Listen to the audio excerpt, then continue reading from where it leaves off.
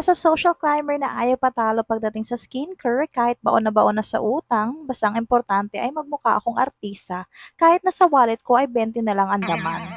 So, habang naghihintay ako ng reply ng classmate kong bala ko sanang utangan, ay hinahanda ko nga muna tong sabong panligo ko. Well, sigurado naman akong pautangin ako no'n 'no, kasi mangangako nga akong sa katapusan ko na lang siya babayaran.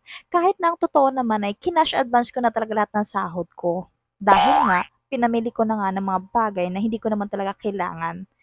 Kasi gawa nga ng mindset ko na deserve ko 'to, kahit wala naman talaga akong na-achieve pa sa buhay. Well, going back nga, siyempre bilang isang laitera ng taon, mas pipiliin kong magutom at 'wag bumili ng pagkain para lang i-maintain at i-sustain ang pampaganda ko, kahit na magkano na lang ang natitira sa ATM. Kasi nga, kahit magka-ulcer, at least maganda pa rin, 'di ba? Gano'n.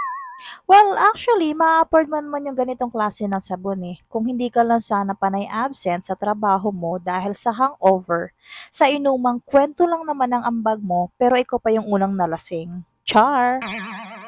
Well, aminado naman akong peke naman talaga yung kaputian ko eh. Kaya nga hindi mo ako makikita sa labas ng bahay kahit 8:00 pa lang ng umaga. Kasi nga, mas takot pa ako sa araw kesa dun sa mga taong naistapa ko. Cheris! Tsaka nasa mindset ko rin naman no, na kahit sa kabila ng problemang dumadaan sa buhay ko is mas pinipili ko pa rin maging maganda. Ang hirap naman no, na-stress ka na nga tapos pangit ka pa. So, 'di ba? Saan ka pa? So, yun na nga. Isa pa sa maipapayo ko sa inyo is piliin nyo pa rin talagang maging maganda sa paningin ng iba. Alam niyo kasi dito sa mundong napakaraming mapanghusga, eh mas hindi mo kakayanin tanggapin na mas laitin ka pa ng taong mas pangit pa sa'yo, 'di ba? Pangalawa sa maipapayo ko sa'yo, hangga't may nagpapautang, umutang ka lang ng umutang 'no. Huwag kang maniwala diyan na may nakukulong, walang nakukulong sa utang. Tsaka tigil-tigilan niyo ako diyan sa kasabihan niyo na money can't buy happiness.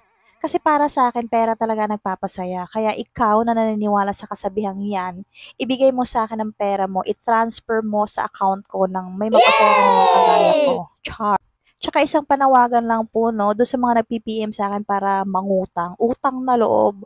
Wala po akong pera, wala akong madaming perang maipapautang sa inyo.